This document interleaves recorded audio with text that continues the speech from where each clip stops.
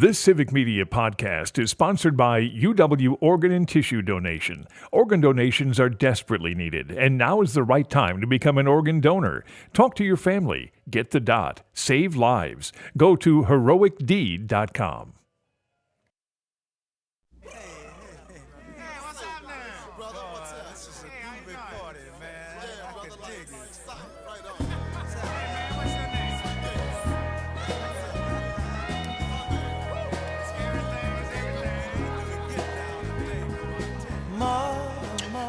Good morning and welcome to the Earl Ingram Show. As always, you can join us at 855-752-4842. That's 855-752-4842. You can text us at that same number. Hey, Calvin, did you feel a heat wave? Yeah, I mean, it certainly felt warmer, which is crazy to say when it's only, 15 degrees, not even? Yeah, well, it's going to get to 25, man. 25 glorious degrees. Really excited about that. But anyway, hey, the gang's all here. What the heck do we care? Hey, the gang's all here. It's Wednesday, and that means we are joined once again by my good friend Robert Miranda FLAC, Dr. Yanna Lambrinidou from a co-founder of Campaign for Lead-Free Water. It's great to have you back, my friend. And Hello, Earl. Good morning. And also Paul Schwartz, also co-founder of the Campaign for Lead-Free Water. How you guys doing? Great. How can you be doing great? There's somebody lurking in the White House. I don't know if we can ever say where. That feels good. Oh, that's right. You guys live in D.C. That's right. Yeah. They're in the belly. They're in the belly of the beast. Yeah. So Robert, a lot to talk about. As always, this morning, for those of you who aren't aware, that we do this every Wednesday, and it is a great. I think one of the best things that we do here at the radio station at Civic Media is to have this timely information about your health and your family's health and why it's so important that we continue to do this. So, Robert, we got a lot to talk about this morning. Where you want to begin, my friend? There are a few. Yeah, we do have a lot to talk about. There are a few things that I want to talk about a little bit in regards to what's going on locally with our water and that whole issue with the lead pipes and all, and then piggyback a little bit on what my colleagues are going to want to address, and that is they're going to talk a little bit about what Trump is doing and the Congressional Review Act that is now being pursued, and what does that mean for our efforts in regards to removal of lead pipes and lead in water. And hopefully what we will be able to do is get folks to be informed so that they can know the nuances of what is taking place and begin to inform their neighbors and organize in their communities so that we can get GTLO information out and everybody can come to GTLO and we could get them the information they need so that they can organize a good campaign in their communities to fight back, because that's a fight back is really needed. But before we go over there, we'll go ahead and talk a little bit about this Milwaukee Journal Sentinel article that was just recently released regarding the number of water main breaks that have taken place in Milwaukee in the month of January. The article talks about that in the month of January, 50 or more water main breaks have occurred. Now, why this is important is because if you recall, back in 2015, that's the year we started this effort. Before anybody in the community started this matter, we began this effort to expose the hazards and the toxins that are being released in our water caused by lead pipes. And one of the foundation of why we pushed this issue is because back in 2014, the city of Milwaukee in that year experienced historic water main breaks. And former Alderman Joe Davis, who ran for mayor that year and took the fight into 2015, we then started to see the correlation between these historic water main breaks and the beginning of the rise of blood lead poisoning in the community. And that rise in blood lead poisoning began in late 2015 and really peaked around 2017, a couple of years after that water main break. So there was a link that we saw that showed that when water main breaks occur, there was a link that we saw that showed it can impact lead poisoning in our community. And so we got the open records request from the health department to basically see if our theory was right. And lo and behold, compared to years prior, the level of lead blood poisoning reported was not as high. But after the water main breaks issue and the years subsequent to that, the number of blood lead level cases rose significantly. And so we knew there was a link and a tie that needed to show that we need to do something about these lead pipes. And, you know, in this case, this report we felt and we feel was very lacking. Now, before I move on, I want to say that where we were 10 years ago with the Milwaukee Waterworks is nowhere where we are today. There is a lot more cooperation. There is a lot of attempt to communicate. I have to give a shout out to the superintendent of Milwaukee Waterworks for being as transparent as he can be. But I also have to say that the information still being put out by the health department and the waterworks is not sufficient, is not the kind of information the public needs to take the kind of precautionary measures they need to take to protect their families from lead poisoning caused by these lead pipes. And the example of that is Milwaukee Journal Sentinel's article was lacking in informing the community on the proper methods of protecting themselves, and mainly focusing on not mentioning anything about using filters. That the filters during these kinds of episodes in an area of the community experiencing water main breaks is paramount to making sure that families are safe from lead poisoning. The other part of the article talks about what areas that have been Impacted. devastated, but doesn't really Right. talk about what that means in regards to the whole of the community. And this morning, Superintendent Pauly of the Milwaukee Waterworks did respond to an email that I sent them last night.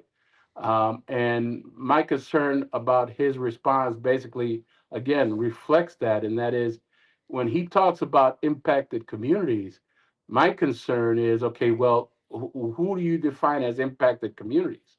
Are you talking about a small segment of the community? Or are you talking more of in general, a broader segment of the community? Because if you're just talking about a small segment of the community, are you just talking about people who have lead pipes?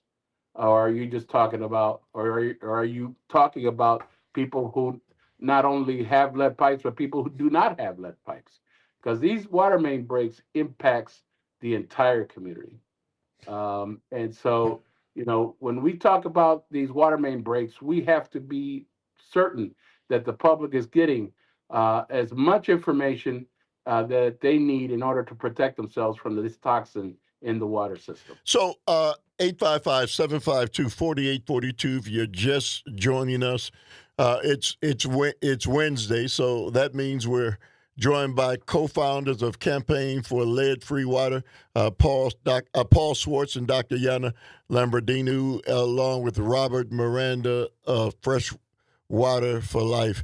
Let me pose this question, Robert. You know, when you start getting these kinds of responses back immediately, that is kind of a sign that they're starting to pay a little attention. I mean, if it's incremental at best, it at least shows that they're starting to pay attention to the noise that is being made. Is it safe to say that?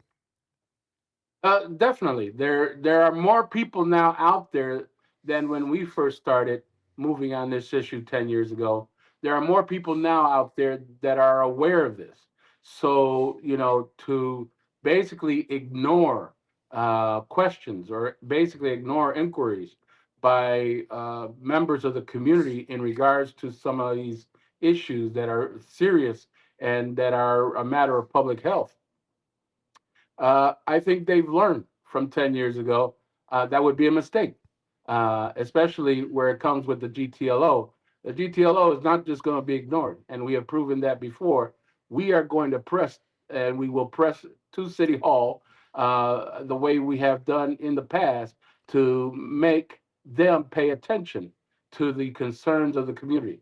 So I'd rather we communicate, and I'd rather we try to do this in a way that would give us the opportunity to come to some kind of understanding and work out the details that are needed to improve things. But to ignore the community and to just shy away from any questions or ignore any questions, that would be a very bad mistake on their part. So 855-752-4842, we're going to be talking about, you know, the transition of Donald Trump as the now commander-in-chief and conversations about, you know, him, you know, doing away or moving infrastructure dollars that have been earmarked by former President Joe Biden that is really, you know, can complicate what we're talking about in having the lead removed from local areas. And, you know, without the resources, it's going to be even more difficult. We'll talk about that. 855-752-4842. You're tuned into the Earl Ingram Show.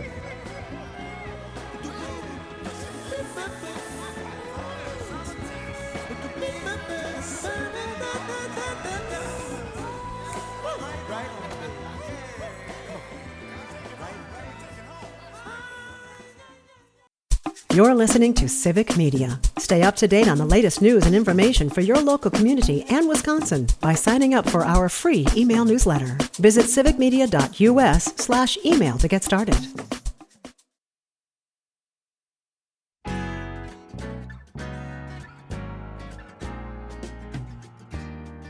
Midnight at the Oasis. Send your camel to bed. Shadows painting our faces, traces of romance in our hands. Heaven's holding a half moon, shining just for us. Let's slip off to a sand dune real soon. Kick up a All right, welcome back to the Earl Ingram Show. As always, you can join us at 855-752-4842. You can text us at that same number. I am joined once again by Dr. Yanna Lambrinidou and Paul Schwartz, co-founders of Campaign for Lead-Free Water, and my good friend Robert Miranda of FLAC. Trump kicks off potentially messy fight over Biden's infrastructure money. One of Trump's executive orders could imperil billions in funding for projects that states have already begun working on, some experts say. An executive order by President Donald Trump requiring agencies to stop paying money for two mammoth era Biden era laws could bring a wide range of infrastructure, transportation, and energy projects to a halt, including those already delivering jobs to many states. Dr. Lambrinidou, your thoughts on whether or not this could impact everything that you've been fighting for, and the fact that former President Joe Biden, who issued dollars already to address this issue. What are your thoughts? Yeah, Earl, unfortunately, I do think that this can impact the Biden initiative for full lead service line replacement within 10 years in the vast majority of communities across the country, which is um, disturbing, it's alarming, and I think it exposes that we are entering a chapter in American politics that once again puts in the back burner the interests of the people and the public good. The one thing that I would like to say in connection to your conversation with my colleague Robert Miranda a few minutes ago is that uh, we have seen historically from the water utility industry and the larger world, water world that has been addressing or pretending maybe to address the problem of lead in drinking water, a tendency to want to limit the problem to maybe only a few groups. It's just those who have a lead service line. It's just those who live in that community. It's just those who this, those who that. And to also have a fundamental aversion to working together with affected communities. And I think that this is a problem that has been central to the ongoing lead and water contamination across the country, and it's also a problem that I think poses as much of a I mean, it undermines the water utility industry and water utilities' mission to provide safe water as much as it undermines public health. And I was just very glad to hear about the Milwaukee Water Works quick response to Robert. And I do think that the solution here is that we join together communities and water utilities to address this problem in a scientifically centered and public health centered way. And that this is especially important at a time when clearly I think we're going to have an administration that is not going to be friendly to initiatives that protect public health. Paul? Yeah, so I mean, I want to amplify a couple of things. One is that the work of Get the Lead Out in Milwaukee and Freshwater for Life Action Coalition is really central to lift up the voices of people in the community into the policy debates and into how things are implemented in the community. We need more collaboration with communities around the Wisconsin and the country to do this. Really what we're facing is an existential threat as the balance of power between the legislative branch, which set in motion the programs for the bipartisan infrastructure law, the American Rescue Plan, the Inflation Reduction Act, all of which are putting money out into our communities to deal with the lead and water issue, being usurped by an executive that's abusing laws like the Congressional Review Act that allows them to take initiatives in the last couple of months of the Biden administration, freeze them and undo them, and maybe not even allow in the future any undoing of the undoing. So this is a really existential threat. We could have a real diminution of imperfect but important laws like the lead and copper rule, which water utilities have to comply with. And if you don't have the law, it's harder to go ask for the money because there's no mandate to do the activity. 855-752-4842 is the number. Again, once again, we're joined by Dr. Yanna Lambrinidou and Paul Schwartz, of co-founders of Campaign for Get the Lead Out, Robert Miranda of FLAC. And we're going to continue the conversation on the Earl Ingram Show. With 50 girls to attend him, they all send him the jump bags back and call. But you won't need no harem, honey, when I'm by your side. And you won't need no camel, no, no, when I take you for a ride. Come on, Cactus is our friend. He'll point out the way. Come on, till the evening ends, till the evening ends. Midnight at the oasis, sing your camel to death. Got shadows painting our faces and traces of romance in our head. Oh, come on. Oh, come on. Ooh, yeah. Oh, yeah.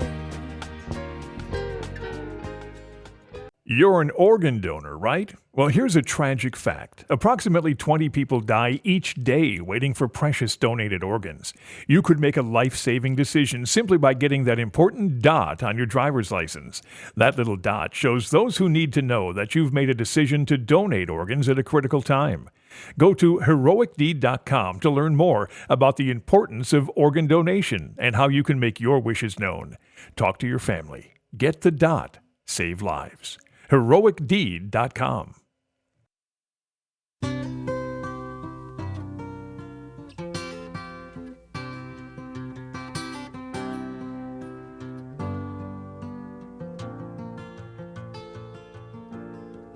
Just yesterday morning, they let me know you were gone. Suzanne, the plans they made put an end to you.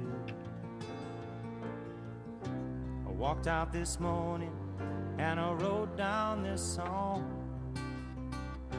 I just can't remember who to send it to.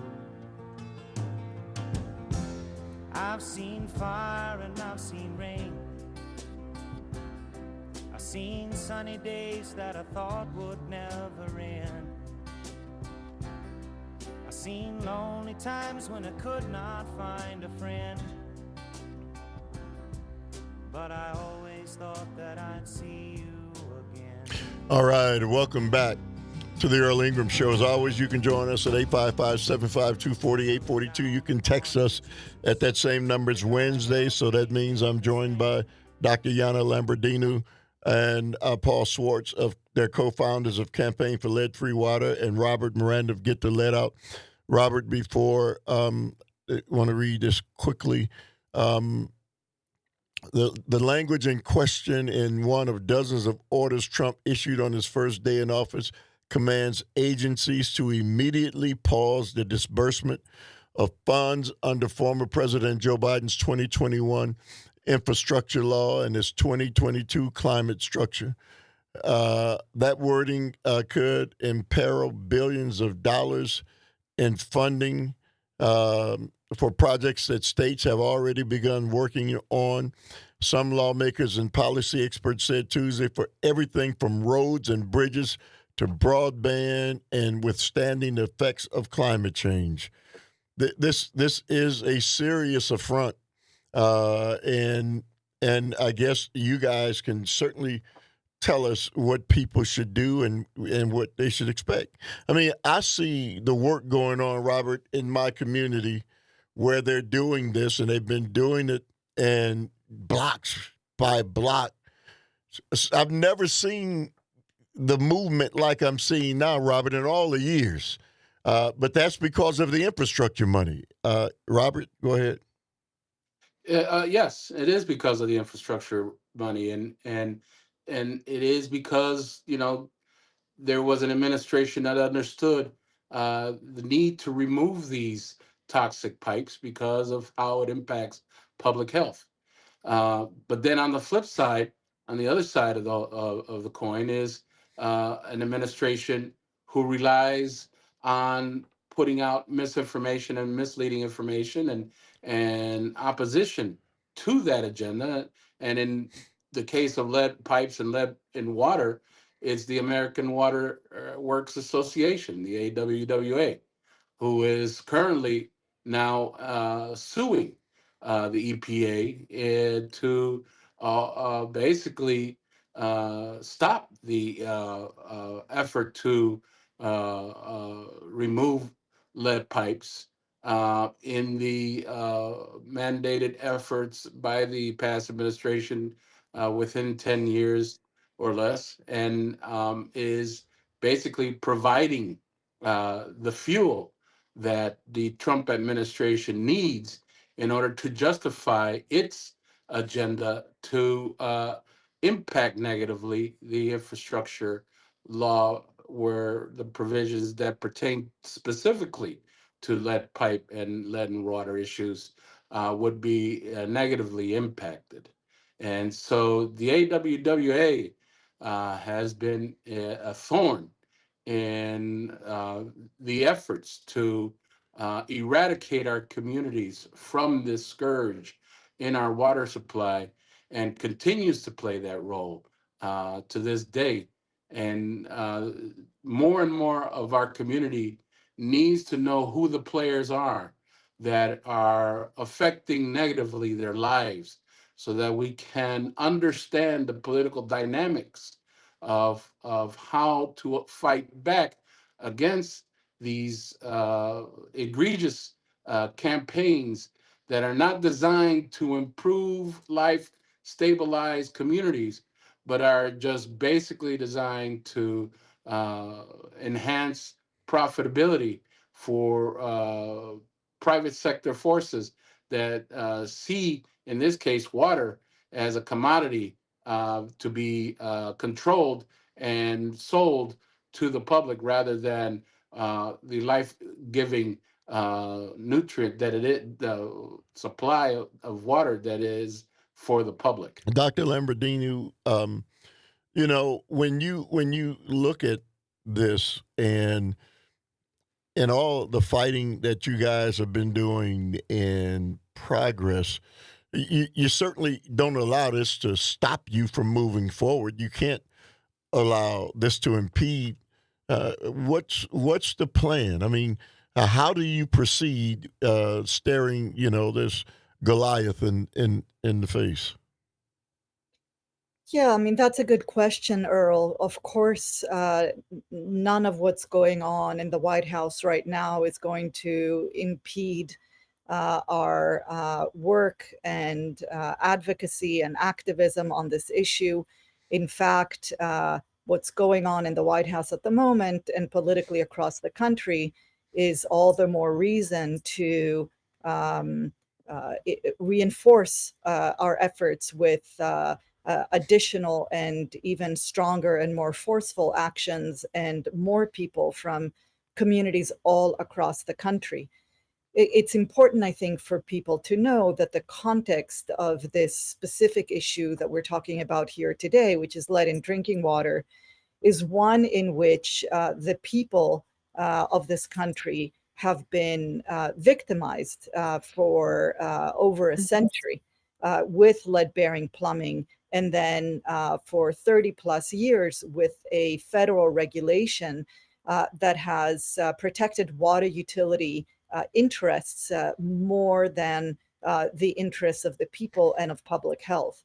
The Biden mandate for lead service line replacement was a partially funded mandate, as we all know. The federal government did not offer all the funds needed to replace all these lines, which some water utilities around the country were going to really, because of this underfunded mandate, turn to the very victims of this contaminant, who have been hoodwinked for decades, and turn to them to demand that they pay out of pocket for part of these lead service line replacements. So rather than moving in the direction of a new White House that actually fully funds the full replacement of lead service lines across the country, we are now moving in a direction of possibly even taking away the partial funding of the Biden administration. So this is the time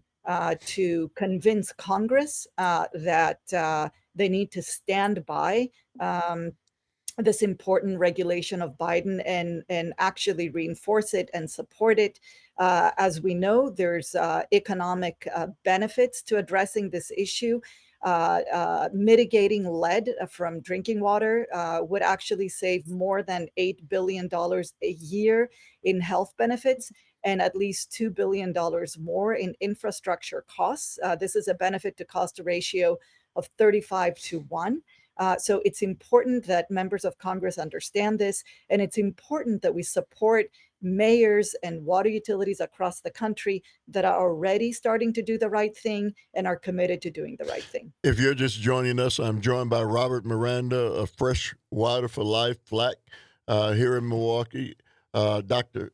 Yanna Lambrinidou, co-founder of Campaign for Lead-Free Water, along with Paul Schwartz, also co-founder for Lead-Free Water. So Paul, in the face of this, and people who are just starting to just get this life-saving information that we're working to bring to them, people who live in rural areas, how do they respond? How do you begin to respond to this, Paul?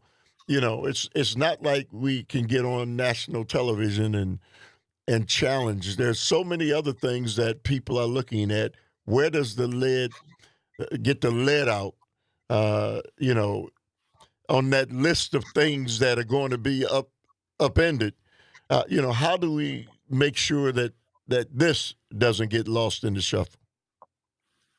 Well, thank you for that observation, Earl. That there's a lot at stake for a lot of people in a number of different directions, and it's going to be hard to break through the noise of the slew of backsliding and the slew of regressive movement by the Trump administration. But on this one, what's going on, as my colleague Yanna Lambrinidou said, is that there's a bill that's been introduced by Gary Palmer, a Republican congressman from Alabama, to have a resolution passed in the House of Representatives that would roll back the imperfect but better lead and copper rule and open up and look at the funding as well. And so what we need to do, because the House is so narrowly controlled by the Republican Party, is look at the overlap with the committee that this is in, which is called the Energy and Commerce Committee, and get water utilities that probably want to get the lead service lines out, right? They don't want to stop the progress, and mayors who may have been reluctant to talk about this or say the right thing, but still want that, like the mayor of Milwaukee and the Milwaukee Waterworks and others of their colleagues around the country, to put pressure on some critical members of Congress. We just need to get 2 or 3 Republicans. So folks in the rural areas of Wisconsin and other places have an outside role to play in saying, we don't want these pipes in our communities either, and that they're harming us as well. And so I think mobilizing those folks to peel off a couple of folks could just stop this in its tracks. Robert. Just to go ahead, Robert.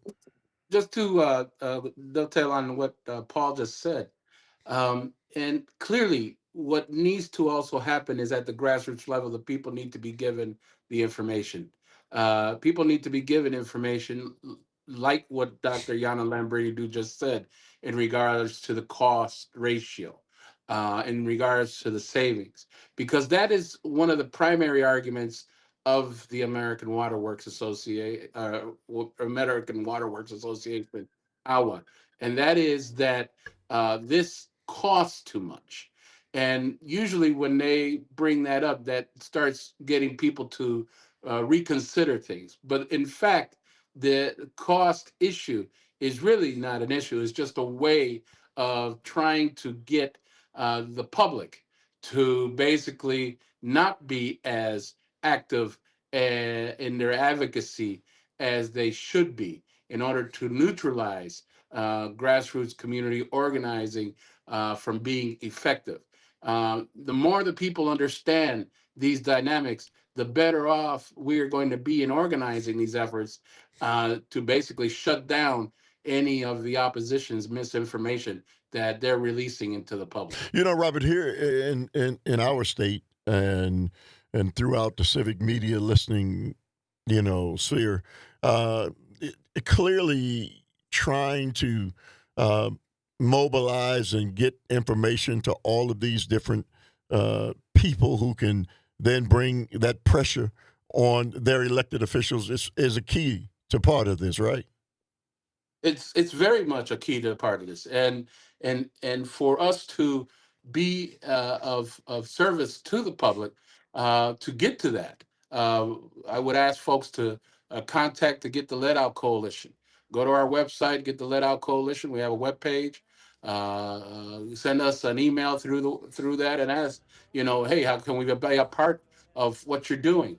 How can we provide the information to you? Email us at the website, Get the Lead Out Coalition, and we will definitely get information to you so you can get that disseminated to your neighbors, disseminated to your community, and fight back with science-based information, real information that counters the misinformation by organizations like AWWA. We're going to also give you an opportunity to get the information from, Campaign for Lead-Free Water. We'd be remiss if we didn't give that information to you. We'll do that after. 855-752-4842 is the number. You're tuned into the Earl Ingram Show.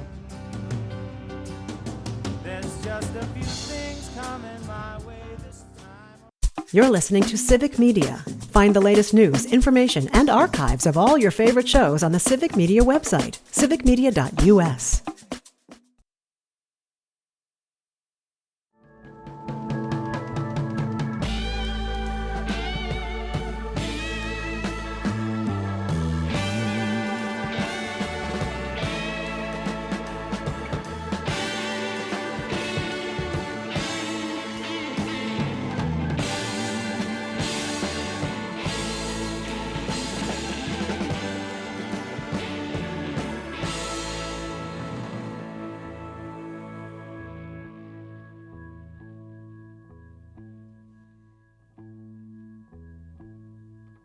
What would you do if I sang out of tune?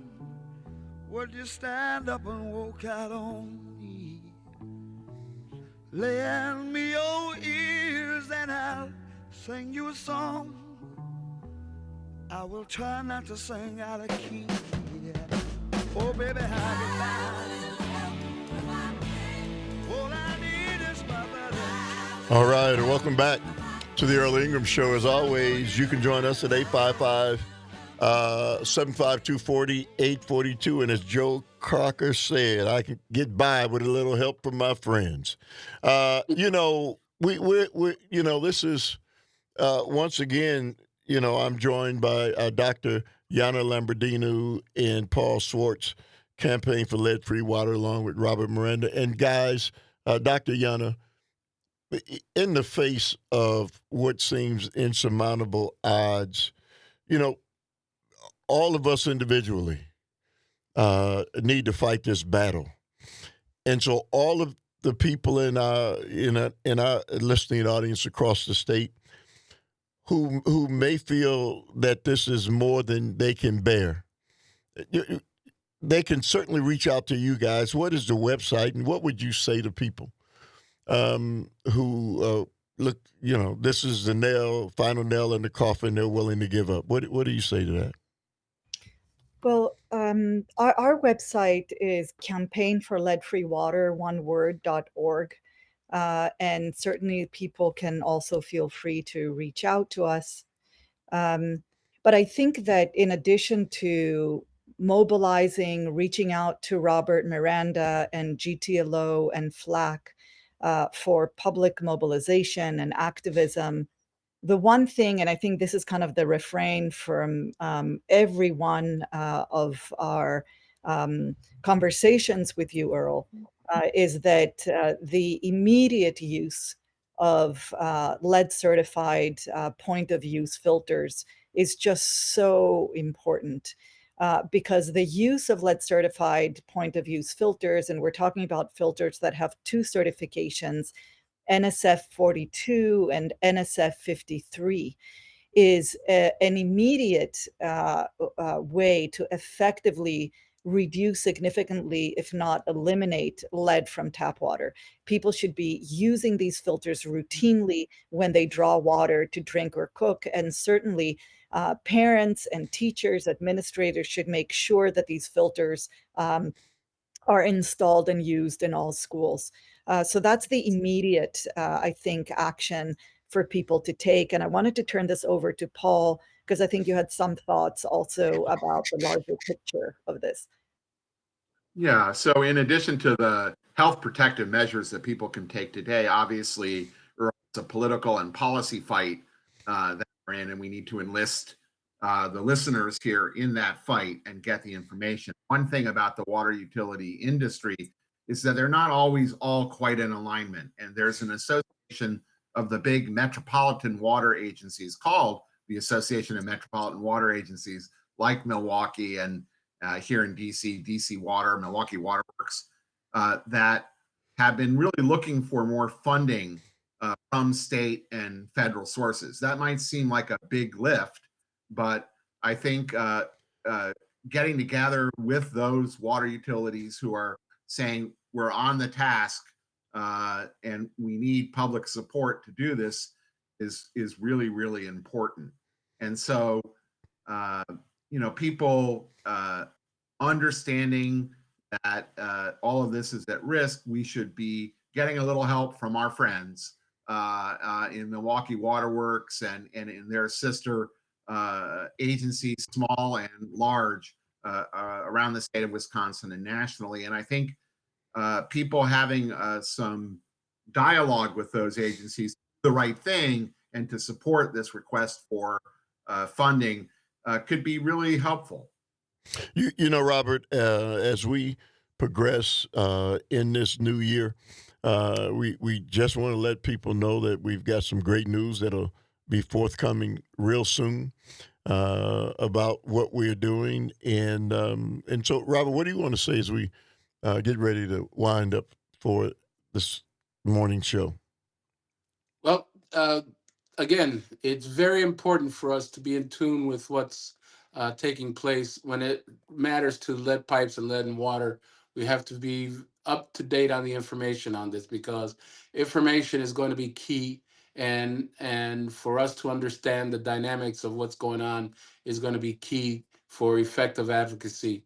And once we identify who our opposition forces are, we have to let the public know these folks are not acting in the best interest of your family or of the community. And for information to come from those kinds of organizations is information that must be exposed, and the information that we get from peer-reviewed science is the information we want to put forward to move this action and move this advocacy forward effectively. All right, guys, thank you. Looking forward to seeing you again next week and continuing this, to me, life-saving information that we're going to be bringing to the audience. So I want to let everybody know up next, Dr. Robert Craig, Executive Director of Citizen Action.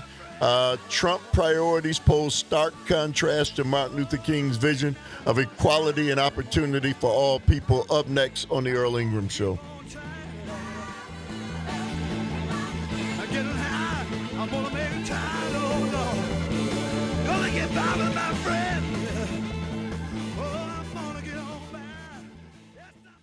The national news cycle never stops. but it can be hard to find news about your local community. Civic Media is dedicated to providing quality local and state news coverage across Wisconsin. With the Civic Media app, you can get notifications about local stories that matter to you and your community. Find the free Civic Media app in your phone's app store and choose notifications from the menu to tell us what kind of news you want to hear about.